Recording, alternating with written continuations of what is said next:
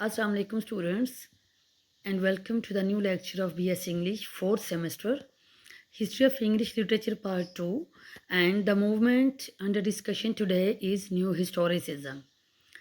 This movement got its origin in 1980.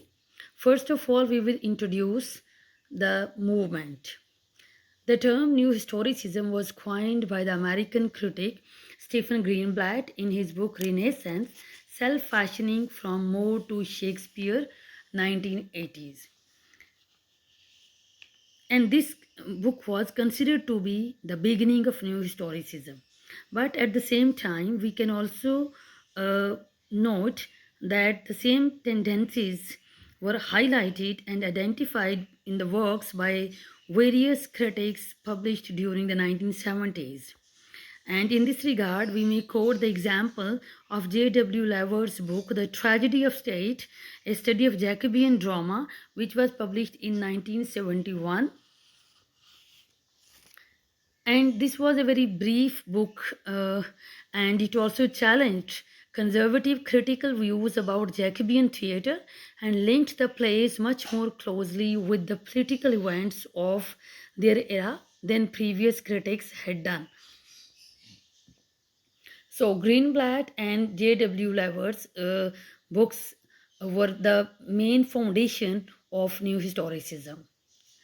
It is also based on the idea that literature should be studied and interpreted within context of both the history of the author and the history of the critic. So both the history of author and the history of the critic are the most important aspects of New Criticism. New criticism is based on literary criticism of Stephen Greenblatt and influenced by the philosophy of Michel Foucault. It acknowledges that the work of literature is influenced by the author's times and circumstances, but that critic's response to that work is also influenced by his environment. So keep focused that the literature is influenced by its author's times and circumstances. In the same way, the critic's response, the critic who is responding to that text, that response to that work is also influenced by the environment. So the text, the work of literature is criticized, is evaluated on the two different same grounds. What is the definition of neocriticism? Peter Barry gave the simplest definition. He said that it is a method based on the parallel reading of literary and non-literary texts, usually of the same historical period. You may say that New Historicism refuses to privilege the literary text instead of a literary foreground and a historical background. It envisages and practices a mode of study in which literary and non-literary texts are given equal weight and constantly inform or interrogate each other. That literary and non-literary texts are weighted equally, and at the same time they are informing as well as interrogating or inquiring the things at the same time. Another philosopher is Louis Montrose. He defined neocriticism in a way that it combined interest in the textuality of history and the historicity of texts. It means that it involves an intensified willingness to read all the textual traces of the past with the attention traditionally conferred only on literary texts. So, New Historicism embodies a paradox so far as the sort of contradiction or scandal is concerned. And it is also an approach to literature in which there is no privileging of the literary texts or noted. There are different concepts like text, co-text rather than context so far as new criticism is concerned. But before explaining this particular slide, we have to create a sort of reference or context. In this way, for clearer understanding, we will quote Greenblatt. that a new historical essay will place literary text within the frame of a non-literary text. So Greenblatt's main innovation from the viewpoint of literary study was to juxtapose the plays of Renaissance period with the horrifying colonialist policies pursued by all the major European powers of the era. Greenblatt draws our attention to the marginalization and dehumanizing of suppressed others, like all those people who were not Native Americans, who were not there to follow all the things on equal basis. So these people were considered to be the others. Usually, by starting an essay with an analysis of contemporary historical document which overlaps in some way with the subject matter of the play. You may say so that Greenblatt himself refers to the appropriated historical document as the anecdote, and the typical new historicist essay omits the customary academic preliminaries about previously published interpretations of the play in question, and starts with a powerful and traumatic anecdote as signaled by the coming philosophers like Louis Montrose, who said in the first sentence of the essay, I would like to recount an Elizabethan dream, not Shakespeare's A Midsummer Night's Dream, but one dreamt by Simon Forman on 23rd January 1597. uh, a Midsummer Night's Dream was a play written by Shakespeare, but Louis Montrose just have highlighted a sort of reference over here, but he was not meant in detail about that play. In fact, these dramatic openings often cite time and place with all the force of documentary eyewitness account, strongly evoking the quality of lived experience rather than history. All the experiences which are experimented or which are happened to the writer or the author of any time, they can be cited as a dramatic openings. Since these historical documents are not subordinated as contacts, but they are analyzed in their own right, then they will be called as co-texts rather than contacts. You know that historical documents are not subordinated as contacts. Documents are all the time there just to create a reference, just to cite towards some incident like an anecdote. So they are not contexts, but they are considered as co-texts, meaning they are helping to reshape a text. They are helping to remake the text. The text and co-text will be seen as expressions of the same historical moment and interpreted accordingly. There are some differences in old and new historicism. So you can say that new historicism involves the parallel study of literary and non-literary texts. The word parallel encapsulates the essential difference between this and earlier approaches to literature, which had made some use of historical data.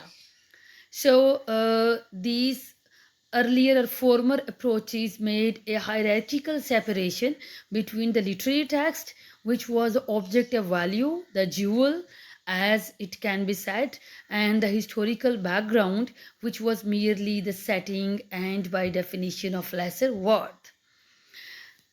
Uh, you may say that the first major difference between the new and the old historicism is the equal weighting. Why are the new and old, the literary and non-literary material is being given the equal weightage? As representative of the old historicism, we can cite E.M.W. Tilliard's book, The Elizabethan World Picture, which was published in 1943, and Shakespeare's history plays, published in 1944. These books against which new historicism frequently defines itself. And you may also quote that these books describe the set of conservative material attitudes to society, to the deity, to the created universe, which Tilliard saw as typifying the Elizabethan outlook and reflected in Shakespeare's plays. The traditional approach to Shakespeare uh, was characterized by the combination of this historical framework with the practice of close reading and the analysis of pattern imagery. Second major difference is that old and new historicism encapsulated in the word archival, in the phrase that archival continuum quoted earlier. For that word indicates that new historicism is indeed a historicist rather than a historical movement. Archival now can be replaced as all the things which are saved or which are protected for the future uses and purposes in computer nowadays, but earlier these things were saved in books in the libraries. uh, it is interested in history uh, as represented and recorded in written documents, in history as text. Historical events, such as it would argue, are irrevocably lost. The stress bears the influence of the long familiar view in literary studies that the actual thoughts or feelings or intentions of a writer can never be recovered or reconstructed. So that the real living individual is now entirely superseded by the literary text which has come down to us. You may also quote that the word of the past replaces the world of the past. Uh, And for the new historicists, the events and attitudes of the past now exist solely as writing. It makes sense to subject that writing to the kind of close analysis formerly reserved for literary texts. And then you may also say that uh, to present past as it is without changing anything but searching everything through historical perspective as well as by the personality of the writer, author, and a critic. This was a point related to old historicism, but what new historicism does, it is based on Derrida's concept, especially so far as post-structuralism theory is concerned. Uh, it says that all about past is available in textualized form in different three categories. Number one is the ideology of its own time. The text, when it was composed, it was based on some idea of its own time. And number two is through those of ours. Then the idea of other people like you and me. And third one is through distorting web of language itself. The web of language, or learning process of language, or teaching language, is not at all an easy task, because there is sometimes a unity found in signifier and signified, and sometimes they are juxtaposed, sometimes they are based on some conflicts. For example, signifier is a word or spoken or written, but it is conveying something else, whereas the people who is not belonging to that particular culture as well as circle of the language, they are creating some other meanings of that particular signifier. So signified will be different. What is the main purpose of new historicism? Whatever presented in a text is to remake or to renew that particular thing. Another permutation of the past, or you may take the example of any play or a poem under discussion, is juxtaposed with a chosen document. The document or the poem or the play which has been written earlier. You may quote that when you are going to critically evaluate it, it will create some sort of difference in front of the readers or for the coming generations, because the writer had some other idea, although the main idea would be same, but for remaking or writing a sequel or secondary point of view of that particular thing would create a new document. So a new entity is formed and to present a new reality by resituationing it rather as it is. There are some key assumptions, and students, it is my advice to you all that you must learn all these assumptions by heart, as all these things are based on the same basic ideas which we have discussed earlier. So, number one is every expressive act is embedded in a network of material practices. Number two, every act of unmasking, critique, and opposition uses the tools it condemns and risks falling prey to the practice it explores. Number three, literary and non-literary texts circulate inseparably. No discourse, imaginative or archival, gives access to unchanging truths nor express inalterable human nature. Last one is a critical method and a language adequate to describe culture, capitalism, participate in the economy they describe. What are the principles of new historicism? Five principles, and again, I'll suggest that you must learn all these principles by heart. Number one, it analyzes text in connection with political, historical realities. Thus, it's different from new criticism, which focuses on purity of text but it rejects the idea. Neo-criticism was based on the purity of text because the analysis was only and only focusing on the purity. The text must be pure or it is purer. Whereas New Historicism rejects this idea and it analyzes the text within the connection of political realities as well as historical realities. Number two, a text is not divorced from external agents of influence such as economic, societal influences, and material circumstances. Number three, it proposes that there is no absolute boundary between fiction and history, both can be understood through each other. Number three, it rejects the idea of art as purely aesthetic concept. Rather, it says that art is connected with material realities in which an artistic entity was produced. And number five is it doesn't emphasize the internal details of the text, rather the external agents surrounding a text like political, cultural, material, social, economic, and historical themes. What does New Historicism do?